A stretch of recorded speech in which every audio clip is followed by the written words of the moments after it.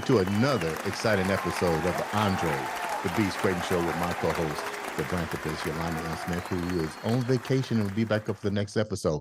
Today, I decided to go back in history, not too far back, but just back enough. And let me explain a little bit more detail. I went to one of the best high schools in the state of Georgia. 5A football, we're dominating. 5A basketball, we're dominating. But not only that, we also produce some of the baddest, smartest athletic talent known in the state of Georgia. I am privileged to have on my show today no other than the man himself. And he don't remember this, but I remember telling him my senior year when I saw him, I said, you're going to be really, really good. And he probably doesn't remember that, but we're going to talk about it a little bit. Welcome to the show, my man, the one, the only Mr. Michael Reid. What's up, big guy? Hey, man, I'm just feeling good because it's always good to see a Trojan, baby. Hey, notice I didn't say the full name because you know it's going to be some shit, right? Yeah, hey, here's your good news about this.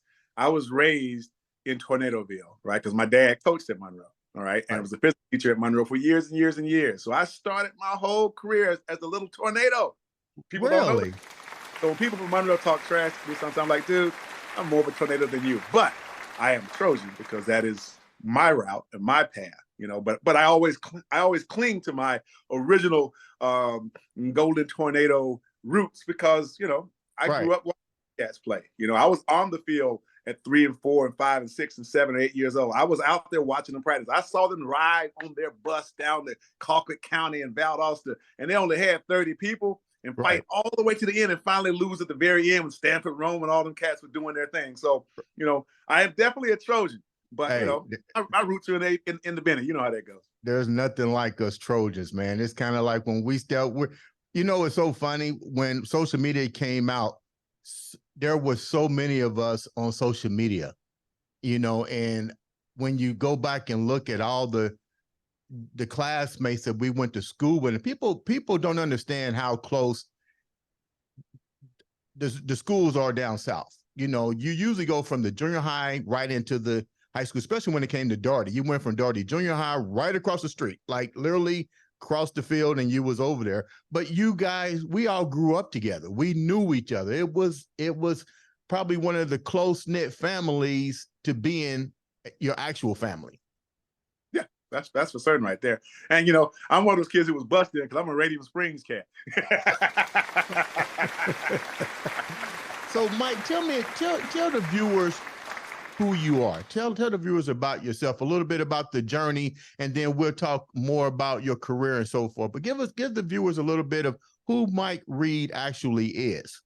Well, I would definitely say I'm a good down-home, Southern Albanian. I was born in Montgomery, Alabama, but I was raised in Albany. When it came time for me to make the decision whether I want to go back to Montgomery or stay in Albany, it was no question I was going to stay in Albany, where I knew my roots were at. My values are from there. How I learned to participate in sports and academics and just do things in general was great. One of the things I love about Albany and having grown up there is that I do believe during the era in which I was raised that the idea that the village raises a child was part of who we were. Because I can certainly tell you, I can't name the number of people who took time and energy and work with me, especially those people who are like, hey, you're going to be okay. So they would spend extra time with me. They would teach me different things about doing things the right way. The older guys, you guys would come in and say, hey, do this, do that, do this. So that community feel is the big defining part of me. From there, I'm fortunate enough and blessed enough to get a scholarship to go to the University of Wisconsin.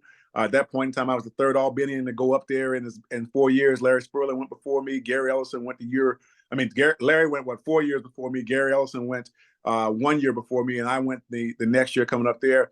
I was just happy to get a scholarship because people told me I wasn't a D1 athlete. And I was like, I don't buy that at all. I am a D1 athlete. I just need to prove it. So I went up there with a pretty big chip on my shoulder as a South Georgian going, hey, I'm from Georgia. This is how we ball.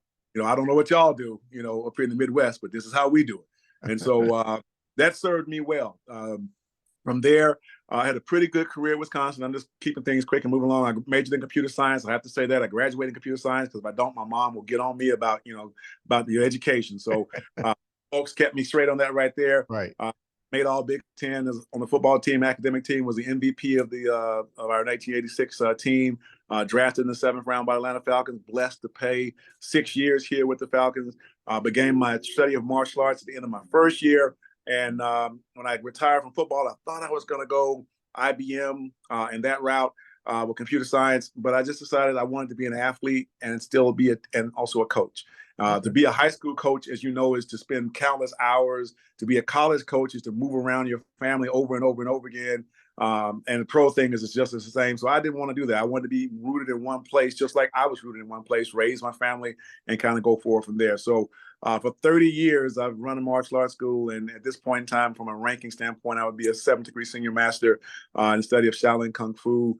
I also studied in Krav Maga, Kung Tao, and Silat, which are Southeast Asian arts from the archipelago. And a wide variety of also internal training. So these days, it's all about just being the best person that I can be, mentoring and helping people as much as I can, and being, as my parents and as my community told me, being who you are, right? That's a big thing around when we were growing up. Don't tell us who you are, show us who you are. So I just want to be who I say I am and try to, help people do what they can do, because that's one of the reasons why I'm on this planet. Man, that is like so deep. We'll go even deeper than that. So you're from Montgomery, Alabama originally. What brought you to Albany? Oh, I was born in Montgomery. I was born in the Gump, as they would say. But my parents came to Albany when I was I don't know, 3 years old, 2 years old. Okay. So I've lived there my entire life. I just every summer, like many of us did, I went and stayed with my grandparents. And when it was getting close to high school time, they were like, "Do you want to go to Montgomery?" And I got a lot of friends in Montgomery. I thought I might have been a Sidney Lanier poet, or I would have gone to St. Jude if I'd stay there. But I was like, nah, I'm going to stay right here in the Benny and do my thing. Coach Martin had a pretty good thing. Coach Welch had a good thing going over there. And I wanted to be a part of that. Man, yeah, you got it right. Coach Welch was really running some stuff at Albany, man. Taking Doherty to a whole different level as far as academics, as far as sports, as far as the whole 9 yards. You had a great career. What were some of the struggles that you encountered, prior to this gorgeous career that you got right now? Well, I mean, as you know, there always are struggles. You can be an outstanding athlete, but be mired in a situation to where you're not successful. Like at Doherty, I was fortunate because I was a basketball and a football player. Our basketball program, when I was a sophomore, played for the state championship. That was a team when Lionel and those guys were on. Yeah. So I was actually on the varsity as a sophomore. I didn't play very much, but I was on that team, and so I got the experience. I always tell people this right here. Part of the reason why I played collegiate football and part of the reason why I'm in the NFL is because every day when I was a sophomore, I worked to try to stay in front of Lionel James and check Lionel James, and I was too stupid to know I wasn't supposed to be able to guard him, right? And people don't realize who he was. And they don't realize that Lionel was 5'7" at best and all state in the state of Georgia in both football and basketball. He's the baddest athlete probably. He probably was the best athlete in the state, and so I was working to keep my butt in front of him and check him as a guard. And once again, I'm too stupid to know I'm not supposed to be able to guard. So, but what I was getting at was that there's sometimes you're very successful. Our basketball program, like I said, was very successful. Went to the state championship my sophomore year. We were number one in the state in terms of rankings for the majority of my junior year. And then my senior year, all the talent graduated. Coach Martin left to go someplace else, and Coach Gibbons came in. And so I was in his first class. So, the struggle with that is that Doherty, especially when it came to basketball, we were used to winning. And that first half of the year was a transition. It was rough, right? Doherty was marked as a team that could be beaten. That's their year. Yeah. But the second half of the year, although we didn't have near the talent that we had in the previous years. Now, later on, 2 years later, they were really good at Doherty, but all those cats that were playing with us were sophomores, right? Yeah. So the second half of the season, we get back to being Doherty. We just find a way to win because that's who we are. So sometimes you have good situations and bad situations. We had a whole bunch of mess and stuff taken in. I was playing football. So that we had enough talent on that team before some craziness happened that we probably would have gone 7-3, 8-2 my junior year before they had all that stuff. And then my senior year, we had enough talent on that football team, if it had all stayed there, that we could have competed for a region title. But we didn't get that opportunity because crazy madness happened. Then you go off to college and you start to learn about politics, and you start to learn about opportunities and things of that nature. And for me, it was kind of head to the grindstone. And then in the NFL, coming in as a 7th round draft pick is not the normal best way to make it into the league. 1st round, 2nd round, yeah, you're there. Yeah. 7th round is, you're lower on the totem pole, and you got to do more earning to be there. And so it can be nerve-wracking in the NFL when you know you're on the bottom of the roster, because every week people are coming and people are going. I remember finally one of the vets says, he's like, "You're okay. Just know you're gonna be all right." And go. But after that first year of doing that, I was like, I don't ever want to be in this position again.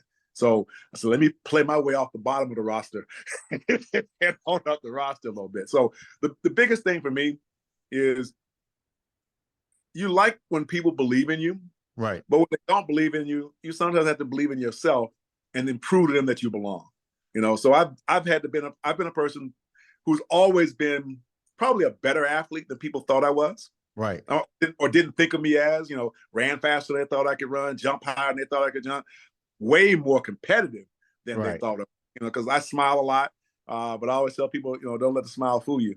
When it's go time, it's go time. So that's how that goes. So Mike, when you was in high school, I remember my senior year, and I remember you coming into the weight room when we had it in the back of the garage. Oh, I know where that's at.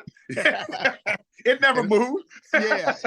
And I remember telling you, you probably don't, because it's been so many years ago. And I remember telling you, I said, "Hey, you're gonna amount to something very special." You just had that leadership about you. You just had that charisma about you that never say die. And you're right. I remember when we went through that transition at that school. I won't get into it, but it was devastating to me because of the fact that the one coach in particular was my mentor. Right. I remember getting that phone call because I spent my summers in Indianapolis, and I remember the protests when I got to school. I remember people saying, "Hey, what are you going to do? Are you going to do this?" And he reached out to me, was like, "Hey, you're getting ready to get a scholarship. Like you gotta, this happened to me. I have to deal with it. You need to worry about your career." And I remember that year of 81, it was crazy. I mean, my whole life seemed like it shook, but now you guys had to take over the torches. And I remember approaching you going, "Hey, you got to take over this. The whole coaching staff is just like going down." And it was like, I was praying as I went off to school. I was like, I hope Mike and the guys take over this legacy that we have in this school system. When that happened, how did you guys recuperate from that? Because I know we left at that time and it was still in disarray. We're no longer the 5-star champions. Lionel James had gone on to Auburn. Stanley Floyd, you remember Stanley? Of course I remember Stanley. Yeah, Stanley, world fastest man. I mean, these are some outstanding athletes that came from our school. So now we got this disarray. And how do you gather the troops? Because they're looking up to you. Well, you got to think about this. I mean, so as a sophomore, because if you don't forget, although 9th grade was high school, 9th grade was in the junior high schools for us. Right. So as a 9th grader, so the 10th grader was your first year at the school. So my first year at the school is as a member of the Trojans, and I think I got moved up when the B team stopped playing or JV stopped playing. That's when they moved me to varsity at that particular point in time. I didn't play, but at the same time I was on there and I was out there on the field. So don't forget, I've been a part of Albany sports literally since I'm 3 or 4 years old. Okay. I've watched players. The only team I didn't know a whole lot about was Westover, but because I was going to say Westover. Westover. My mom's at Albany High, dad's at Monroe. I know I'm a part. That's a part of who I am. I've been watching games at Field Stadium my whole life, so I understand the rich history of athletes that we have had in Albany and the success that some of those athletes have had over time. I wasn't about to go out myself and not try to represent that level of play because that's all I know. Now the hard part was after all that Crayton went through, we had a terrible year that year because we lost half of our team. The majority of I guess you'd say of those who came back to the team were people whose parents finally said, you know what, the mess is the mess, but that ain't your problem, and you're going back on that field. Okay, Right. and that's what said to me. That's great that you want to be supportive and this, that, and the other, but at the end of the day, things have happened, and those things are adult things that need to be dealt with. But I need you back on that field to take care of your things. Right. And truth be told, some people didn't get back quick enough, probably, and it probably cost them some scholarship money and some stuff And like that. you hit a dead on the money. And I remember that. I remember even the track and field team. It was only the only people went to state was me and a guy named Frederick Seymour. And I was like, man, like what happened to this? What happened to the school? But go ahead, finish telling me more about how it affected you guys and how you was able. So it affected, it affected that. Basketball wise, it didn't affect us because the same coach was there, and then we had to transition from one coaching group to the other. Football wise, it was difficult because it threw the rhythm of Doherty High School football off. It took those guys who, the guys who should have been following you, who were moving up, was a good group of guys. And as you know, in our division back in those days was Tifton and Valdosta and Colquitt Roberts, and everybody you could think of, Tifton, Thomasville, Central Thomasville, all that stuff.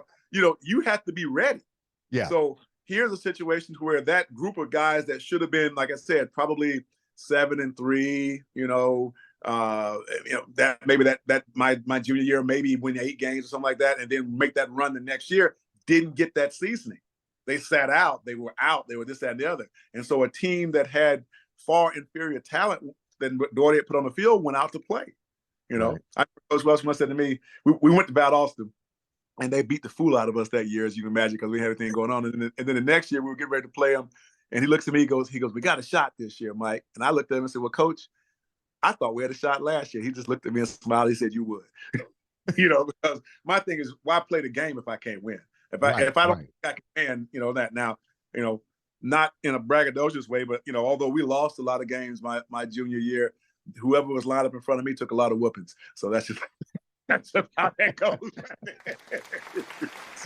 So now, Mike, you're getting ready to go off to college. When did the college aspect start coming in? Because now you got a strong support with your family, but and Albany people need to understand we run a village there. Right. When did the transition actually take place, and when did you start focusing more on your college career? Because you're definitely wanting to stand out. The school is in disarray. The team is in disarray. When does the team come out of the picture, and then you start focusing on what your mom said about you and your future from this moment? You know what? I don't think I ever focused on me. Really? I don't think I ever focused on me. My thing was be the best player I could be and help my teammates. Okay. Because I was always a team guy. I was never really worried about what the individual accomplishments were. I wanted to win and be successful, and I figured you get accomplishments if you do them. But right. I don't think I ever ran around saying how many passes did Mike Reid catch. I didn't play the defense in high school. If I played defense in high school, I probably would have never left the South.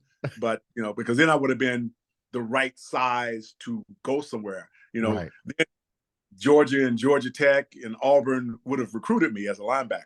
They wasn't going to recruit me as a tight end or a split end, right? They said you can come walk on with it. So, matter of fact, that's what Georgia told me when they saw me at the Falcons thing. They was like, "Hey, Mike, we made a mistake on you." And I just smiled and said, "Well, I appreciate that." I appreciate you guys telling me that you made a mistake on me. That's all good. But at the end of the day, it wasn't about me. I was about my team and my teammates, and I wanted to win. I like winning. I guess. Some people want to see if they're a football player, they want to make every tackle. They want to do this, that, they want to do it for themselves. I want to do that because it's going to help us win. I'll make less tackles, make less catches if we win, because winning is what the team sport's all about. Right. And then putting your skills together. What school did you really want to attend? Because I remember when I was there, everybody wanted to go to Florida A&M or Florida State. Because people fail to realize Albany sits on that Florida borderline. So that recruiting curve is there. Did you have any school in particular? Because I know I wanted to be an Auburn War Eagle, baby. Really? Yeah. Where did Lionel and Pratt just go?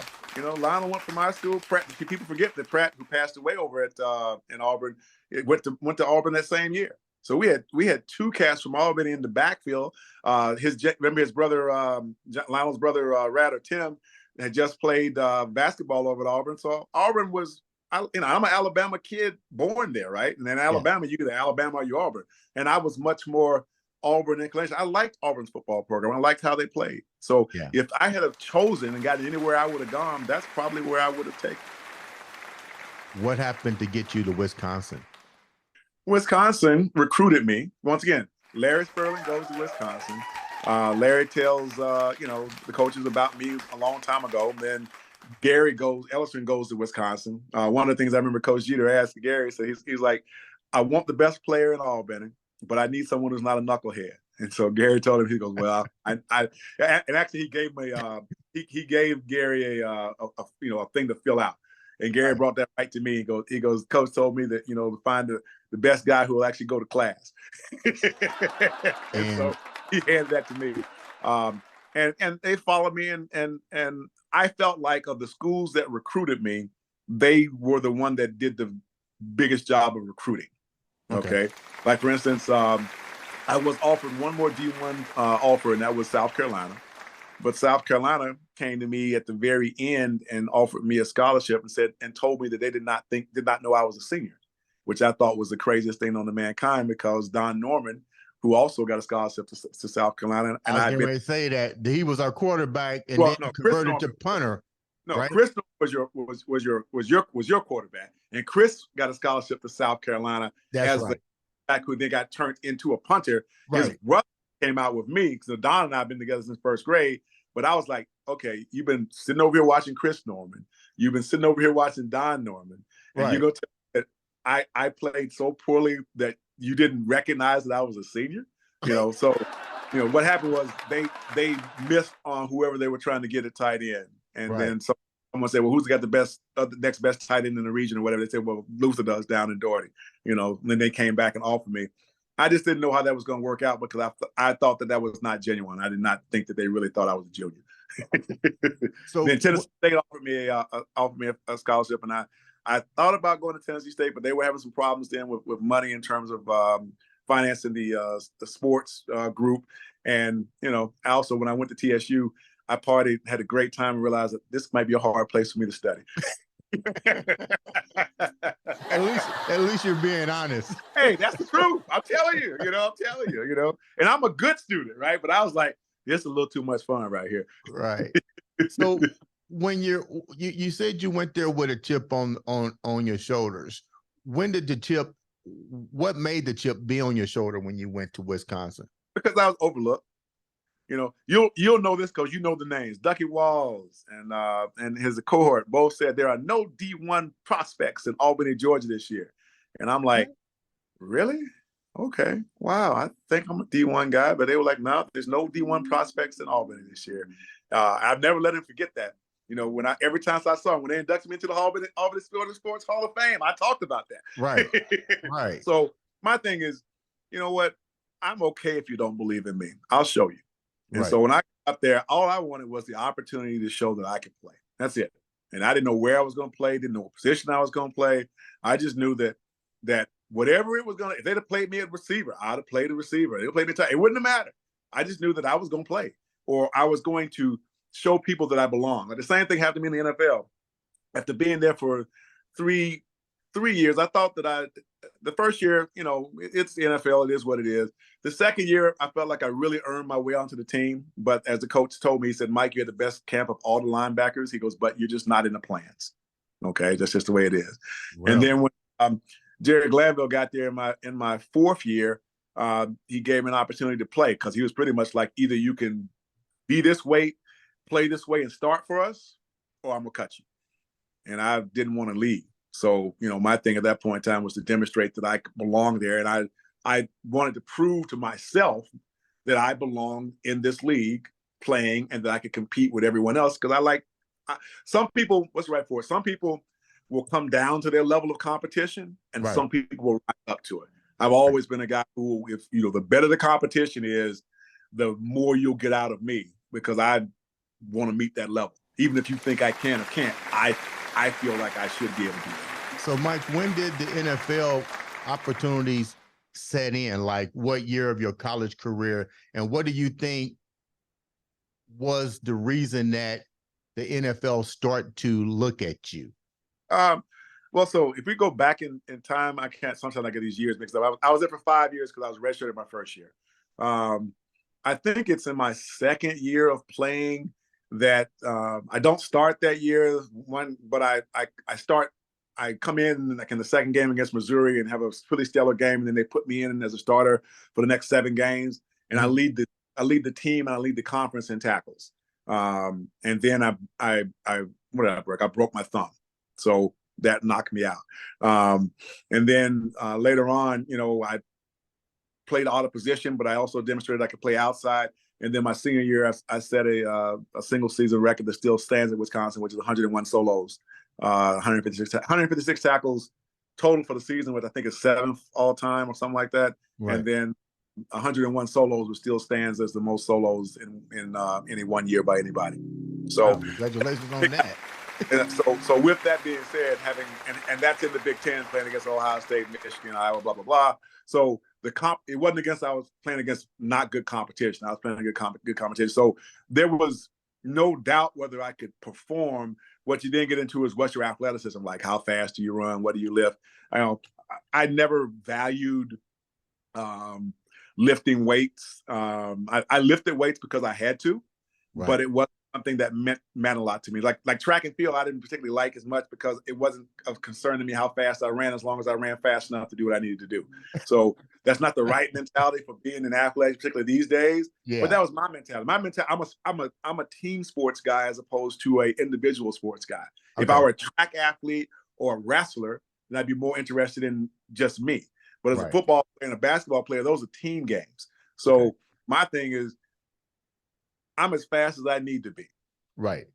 I'm as, if I gotta, once again, I'm a sophomore, and I'm Lionel, he nicknamed me Big Cat a long time ago because he's like, what's this big old guy trying to guard me, whatever. But my point of saying that right there is that you couldn't tell me I wasn't supposed to check him. Right. Right. Could I? No. Well, not for people fail to realize he was the man. And if you can level up to his competition, you was just as good. Well, I would never say I was just as good as James, as I would call him. But at the same time, he was always a mentor because he was 2 years ahead of me. So I saw Lionel in middle school. I saw Lionel in elementary, middle, and high school. Okay. So there was no fear of competing against Lionel. It was just like, it's James today. You got to do all that you can do. He still may beat you, but you just got to do what you got to do. So that idea of, did they have the combines when you was getting drafted? No. Oh, combines? Yeah, they had combines. So did you get invited? Yeah, I got invited to the combine. So how'd you do? I was probably average. Don't forget, when I'm in the combine, I'm not juicing, but there's a lot of juicing taking place. Okay. So you could tell if you look at the athletes who was juicing and who wasn't. And the majority of the guys who were at the upper end, they were juicing. Okay. I'm not saying everybody, because that's not true. Some people just naturally got what they got. But you could look at some body types and be like, okay, that kid right there is doing what they're going to do. So I made the NFL because of versatility. I could play all 4 positions. The ability to think, because I knew the whole defense. I knew where I fit in. You can't play fast if you don't know what to do. Right. I could play fast because I knew what to do. Right. Okay. And I could walk up to the line, look at the set, look at the splits, look at the down and distance, and I could eliminate half or 95% of the playbook that was being thrown at me and focus on 4 plays. If you focus on 4 plays, you're going to react a whole lot better than if you're playing 105. What's the difference between you just focused on something? What's the difference in transition with your intellect of the game versus what you see now at the positions and so forth that you was playing at? Well, you will see that let's just be clear. Every 10, 15 years, the level of athleticism goes up. That's just the way it works. Okay.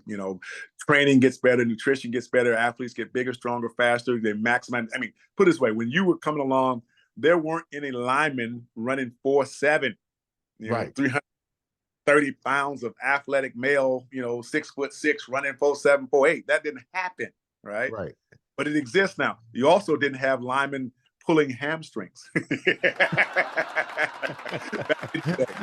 You got So that right. what it comes down to is that, particularly at the elite levels, you're going to have athletes who have phenomenal athleticism.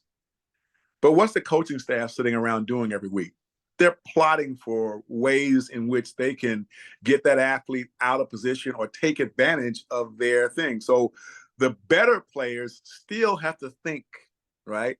They still have to understand and have the savvy of the game. Ray Lewis was a great linebacker, right? Because he studied the game and he had the athleticism to make all the plays. Right. But if he doesn't study the game, he's still a great player, but he wasn't going to make all the plays that he made because he was a student of the game, right? Right. You know, I played with 21, with primetime, right? Deion, in his first couple of years, was just being an athlete, playing the game, but they taught him what? You got to study. And so later on in his career, he kept his athleticism, but now he was a student of the game. And what was it like playing with him when he came on the field? Deion, man, you know, Deion's a great teammate. That's the first thing. You know, if you played with Deion, you probably think he's a great teammate.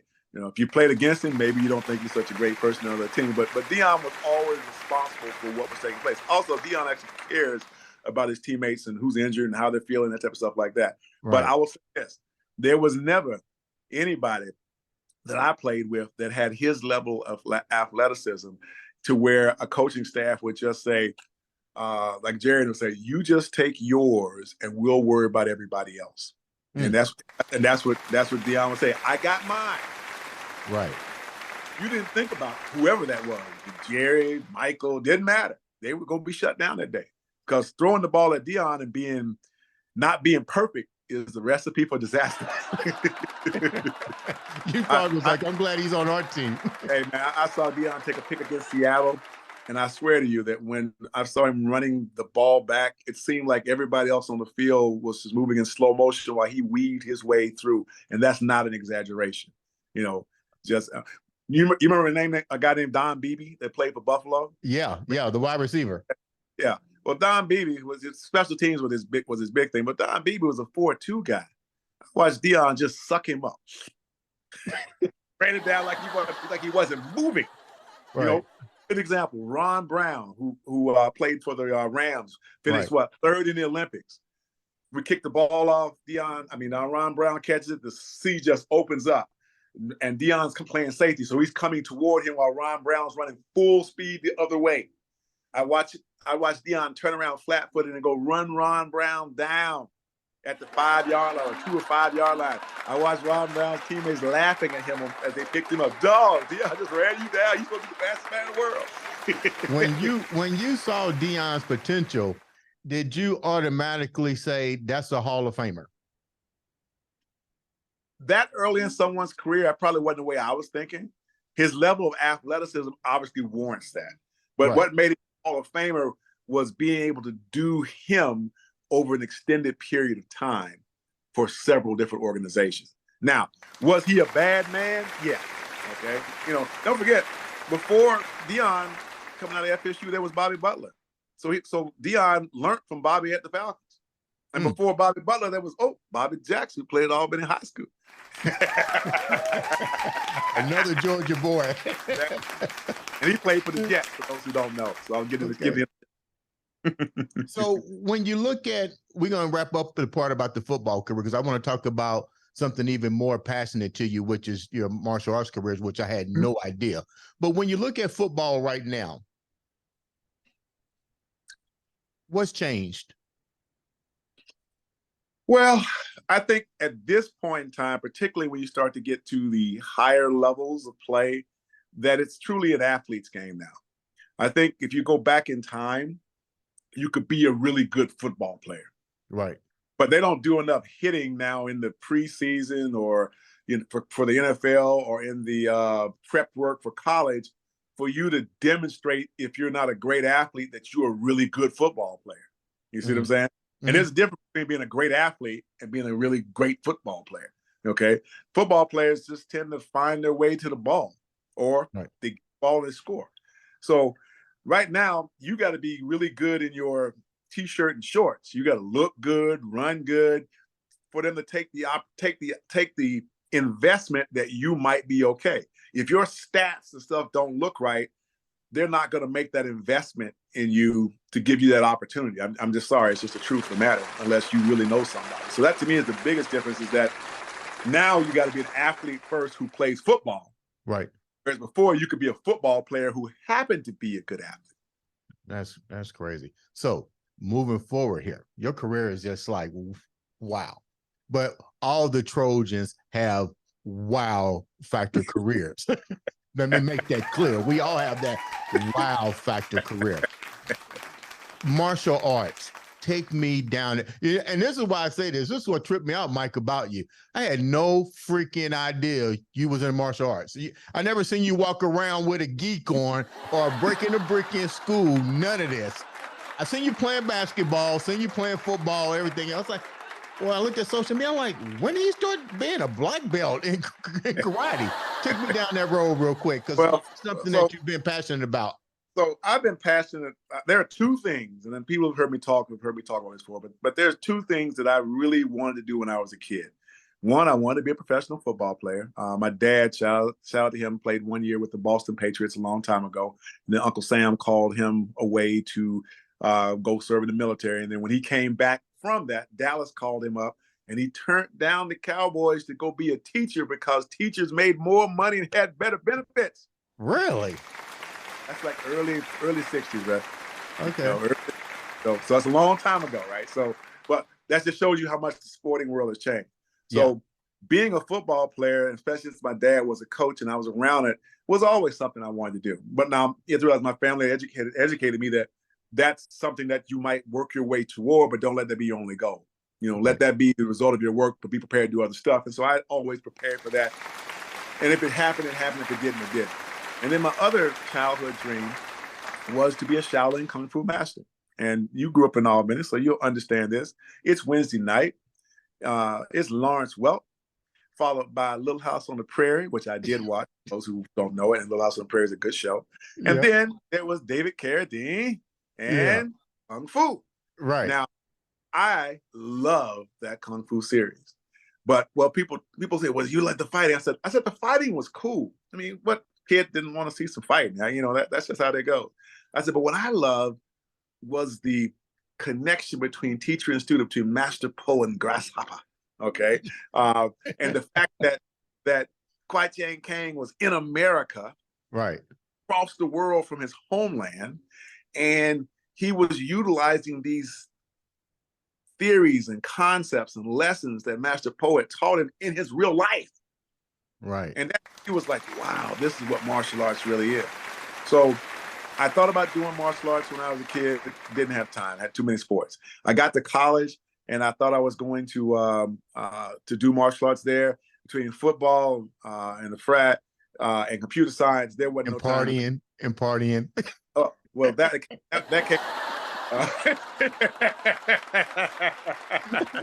Let's keep it real.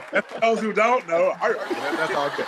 All right, so with that being said, that came with it. I did get some partying in, but I got way more time in the computer science lab. Got to get that in.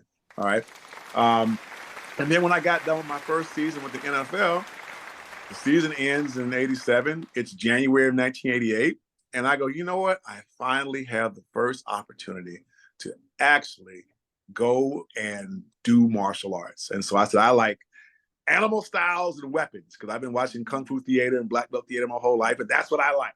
And so I looked at the double-page book, and I find maybe 3 Kung Fu schools that are in town, and I talk to each one of them, and then I decide where I'm going to go. And I said, you know what? I'm going to start here, and if it doesn't work out, I'll go someplace else. And I never left that school. I did 20 years up under them before I made my own thing, and then I joined a bigger group about 5 or 6 years. And then stylistically, while Shaolin Kung Fu was my base, it's where I started, and that also includes the study of the internal arts such as Tai Chi, Bagua, Xingyi, Qigong, and meditation. I then added in the study of the arts from the archipelago, Kung Tao and Silat, and that changed my mindset quite a bit because what my Kung Tao instructor said to me, he goes, Mike, you've been trained classically and all this other stuff. He goes, but every technique I've ever been taught is for killing somebody. And so what I learned was that all the things that that I had were the same things, but the intent with which you use it is important. Now, let's be clear. The last thing that a killing art wants to do is be in a confrontation, right? Because the odds of someone getting hurt are really, really high. So what I also learned from that is that the best thing you can do as a martial artist is find a way not to fight. Find a way to utilize your mind to solve your problems, okay? Better to talk to someone and put a smile on your face and, buy them a beer or whatever it is than to have to feel like you got to knock someone in the mouth. So give people their space. But also, as I was raised in Albany, you have to defend yourself when it's time to defend yourself. If you won't let people, if you won't stand for nothing, then people will just walk over you. Walk over you, yeah. So I'm not one to let people walk over me. I'll smile and probably be a little more lenient than most people. But at the same time, there comes a point when that line back in the old days is drawn in the dirt. And at that point in time, you just got to do what you got to do. Not that I'm advocating fighting. I'm not. I'm just saying you have to be willing to protect yourself. And that's still something I preach and teach to all my students. You hopefully never have to use it, but you have to be willing to. And the person who you're dealing with needs to know that when they look at you, that part of you is in there, okay? And that we don't know who's going to win or lose, but we do know that there's going to be a price to be paid. And that's normally enough for most people to leave you be as long as you conduct yourself in the right way. Now, I noticed on your social media the other day, I didn't get a chance to really get deep into it, but you're also studying almost like the chakra type well, meditation? That's part of the internal training that we do. So my internal training would be things like Tai Chi and Qigong and meditation. And then I also have a big study in what's called Tanaga Dalam, which are the arts of Southeast Asia. And then I also have a medical Qigong teacher, Dr. Love, down in Florida, who is the lineage holder of a system. And so all these things, let me back it up. At the end of the day, we're human beings. And no matter what system or modality that you study, you're a human being. And so how your body works, how the energy aligns in your system, your conscious awareness and your growth, it's the same. It's just everyone calls it by different names. Now, what I focus on and what I work on a lot is the alignment of the body and making the spiritual unit that you have as a person the best it can be, so that then you can connect to that which is outside of you. Okay, whatever dogma you choose, that's not my job to choose what you believe in, right? It's my job to help myself and help all my students put themselves in the best possible position, the best alignment, the most energetic alignment, the most mindful alignment, so they can then make their connection to what they believe in. Okay. Now, some people look at me and go, "Well, how could you?" I'm like, look, that's not my job. That's not my calling. My calling got to do with the understanding of these motions, movements, breath, energy, conscious awareness, connection. And then it's my students' choice, just like it's my choice to choose the path beyond that makes the most sense for us. Mike, what do you think is wrong with society right now? And it's a two-part to this. We go back to what we talked about, Albany, Georgia, the village. We've seen evolution take place, 80s, 90s, 2000, computers. We can now talk to somebody to live over in another nation at the drop of a push of a button. But we also seeing dysfunctionality at its high. Give me your take on that. Well, that's a big question, right? Because there's not a simple answer to that question. One, we live, like every country, in a locale that has a certain set of programming that's taking place. And if you don't believe that, go to other places in the world and you'll hear a different set of programming than you hear at each different place. So we affected, I do believe, by that. There was a certain set of programming that was being taken place when we were growing up. Okay. We also were limited to just that programming. Right. There was no FaceTime. You didn't have a friend in Ireland. Heck, when my kids were growing up, I'd look up and they'd be talking to someone on a video game, playing with someone in Europe, playing with someone in South America, playing all over the place. So they're affected by a bigger world group. The biggest thing to me right now is, how should I say this? Go ahead. I grew up in a village where people cared about each other. The majority of my life, as I have moved from place to place, I was lucky if I just knew my neighbor next door. Maybe two people in the neighborhood I actually really knew. Right. Where I grew up, people knew me. People knew I was Herman Reid and Rebecca Reid's son, no matter where I went. I had people discipline me and correct me. I know your mama. I know your daddy. Yeah. Okay. All right. I know this right here. You need to straighten it up. Your parents wouldn't approve of that. People you had no idea. Now, if you go to tell a kid, you know what, why don't you do this a different way? You don't know what the outcome of that's going to be. Yeah. So I think I understand it, because there's so much negative stuff taking place when people talk to someone or try to abduct someone. I mean, we played outside the whole day. There wasn't nobody coming to abduct nobody. Yeah. I don't recall. I'm certain that someone in Albany was abducted, but at the same time, I don't ever remember hearing anything about that. You just had to be home when the street lights came on. Right. Right. So our world has modified itself and changed. And I think to some degree, we have lost some of the commonality and some of the village. And so now, instead of being a village, we're each person living off on his own. And, that makes it a little bit more difficult. And we don't, this is based upon my own training and so forth. Now, we don't take downtime for ourselves. Our world is like this. Yeah. Constantly. So we don't take time to fellowship with each other. You want to know what I've learned? The most important thing is, what's that? Like right now, you and I are having a moment, and it's going to be shown to some other people, but it's still our moment. You and I are talking. We didn't talk to each other in a long time. Okay. Yeah. So I don't know what's going to happen tomorrow, and what's happened in the past doesn't matter anymore. What I get to share with you and what you get to share with me is this moment. I don't think that people cherish the moment enough.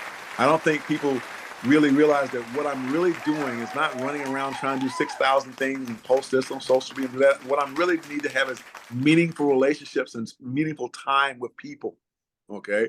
That to me is the most important thing. My health and my ability to have meaningful experiences and relationships with people. The rest of the stuff, it kind of come and go. Money comes and goes, right? Most people make some money, lose some money. Most people do some other things, but my ability to have my health and my ability to have a meaningful conversation and to have positive relationships with people, that's what's priceless. Because at the end of the day, when you're laying on that bed, okay, as we say down in deep South Georgia, it's time for that dirt nap, okay? Yeah. All you're going to be thinking about and remembering is what? The moments that you had, the experiences that you had, the people that you had, if you're so blessed as to have your mind capable to do that. Okay, because obviously we know we have some things that take place right now that can ruin our memories and so forth. But we get to keep that, then that's what you're going to remember. You're not going to remember if you bought a Gucci watch, right. If I had a Corvette, okay, that's great that you had a Corvette. What you're going to remember is who came and saw me when I was sick. Yeah. Who took care of me? You notice what I said, when I was sitting outside crying at 9 years of age and Larry Sperling came and spent time with me, I've never forgotten that. Right. There was no involved with that. That was one person taking time out of his day to check on another human being. And I've never forgotten that. Never. And although Larry's not here right now, I can never remember that. Yeah. Yeah, I can never forget that. Because that's who he was. And Spurl. So that's how Spurl was. He was he was a bad man. He wasn't somebody you wanted to upset or piss off. Right. But he had a lot of passion in his heart, and he loved people. He affected the University of Wisconsin. I'm speaking on Larry right now. He affected our group of people, although he was a grad assistant when I got there. Right. So that group of people who came before me that he was the captain of for 4 years, and then even my group that was still there, he affected all of us because of what he had to go through by being one of the first Black athletes from the South up there during that era. All right. And then teaching us how to do the right thing, how to do what we should do, And Larry told my mama, although, he didn't have to do that much, but he said, I'm going to take care of him. And so he watched out for me. Same thing he told a couple of parents of some people here in Atlanta. And what he told Gary's mom, same difference. I'm going to take care of them. And so he went out of his way. He made sure that you did what you were supposed to do. If you didn't do what you were supposed to do, you were going to hear about it.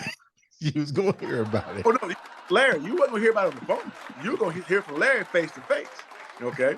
Yeah. Homeboy. I say, homeboy, come here. Let me talk to you. Before we wrap up, Yes, let sir. me first say I am deeply glad that a former Trojan came on to share his story to the masses. I saw you when you came on the campus there. I watched your career. I've always watched your career, watched all the Trojans because we are a village. We've always been a village. Before we wrap up, leave us with something positive. I think that what I just said is probably the thing to leave you with. If there's something to be concerned about in life, be concerned about your health. And if you're so blessed to have it, be appreciative of it. And if not, be appreciative of whatever you can do. I would tell you to tell someone you love them each and every day. Give someone a hug. Encourage someone to be better. And then actually don't run around thinking about all the things that could happen. Be in the moment. That's the thing about athletics that I love, being in the moment.